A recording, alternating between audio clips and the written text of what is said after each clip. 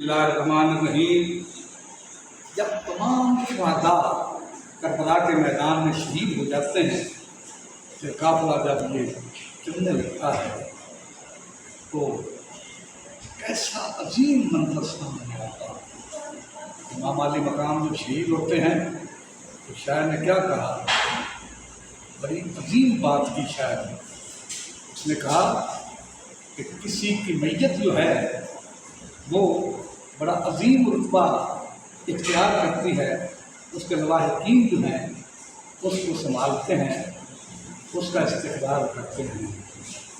سید الشہداء، سید شباب اہل الجنہ امام علی مقام کی شہادت ایسی عظیم شہادت ہے، کہتے ہیں من وچ اسلام کو استحکام دیتا، من وچ مقبول بننا، سادات دے نال سلوک کیتا، اخلاق کو شکیاں، جب لاش مسافر کو چھڑ کے تے پنیاں تر خاتون دیاں دیاں، بے کفن شہید کی میت دا کیتا آن طواف نبیاں۔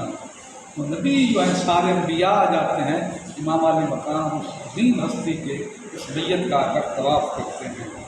یہ ہوتا ہوا قافلہ چلتے چلتے ایک رحم کا گرجا تھا، اس قریب جب پہنچتے ہاتھ میں آتا ہے، ان کے سروں سے خون بھی چل رہا تھا۔ امام علی مقام کا ساتھ جب اس گرجے کی دیوار کے ساتھ رکھا، اس دیوار سے ایک ہاتھ نمودار ہوتا ہے، اس ہاتھ پر ایک عبارت لکھی تھی۔ کیا عبارت تھی؟ ترجو من قتلت حسینہ شفاعت جدہ ہی یوم الحسابی۔ کیا وہ قوم اس بات کو امید رکھ سکتی ہے جن نے امام علی مقام کو، امام حسین کو شہید کر دیا، کہ وہ اس بات کو امید رکھ سکتی ہے اس کی نانا کی اس کو شفاعت نصیب ہوگی؟ اب ایسا نہیں ہوگا۔ پھر وہ ہاتھ جو ہے جسے ان شہداء کے خون کے ساتھ لوہے کرم صاحب نے شعر لکھا، وہ ہاتھ غائب ہو جاتا ہے۔ یہ وہاں سے بڑے مضبوط اور حواس ہو جاتے ہیں۔ آگے چلتے ہیں، آگے جو ہے ایک راہب کا گرجا آتا ہے۔ وہاں جب پہنچے وہاں اس راہب نے پوچھا، اس نے کیا کہا، وہاں پہ کیا یہ لوگ دیکھتے ہیں؟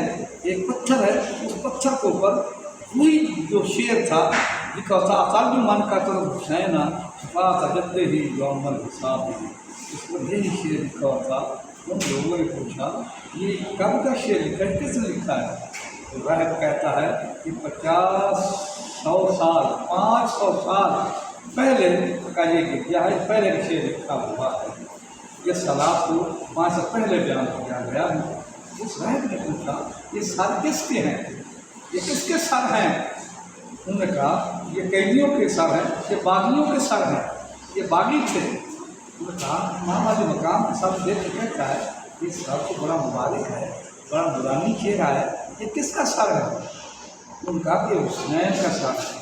انہوں نے کہا کون حسین؟ کہ حسین بن علی۔ اس راہب نے کہا کہ جو علی شیر خدا جو تمہارے نبی کے داماد تھے، بالکل وہی علی شیر کو ان کے یہ رکھتے جگر میں حسین ہیں۔